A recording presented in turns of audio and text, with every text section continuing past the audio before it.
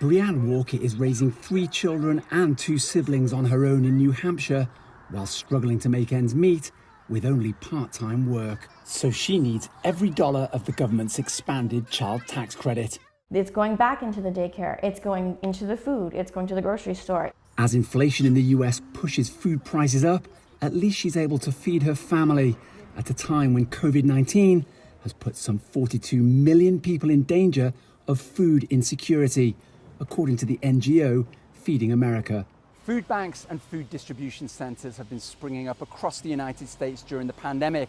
This one, in the Anacostia neighbourhood of Washington, D.C., opened up in the spring. And food insecurity is as much about having access to food as having enough of it to eat. DC Hunger Solutions found that the Anacostia neighbourhood is one of 2 wards in the US capital with the fewest number of grocery stores. It's also one of the poorest neighbourhoods with a high percentage of black residents. And in the US, the 2 tend to go hand in hand with food insecurity. For the United Nations, food insecurity is a global problem whose origins lie at the start of the food supply chain in countries like Pakistan. If you really want to fix food systems, you got to listen to the people who work in them.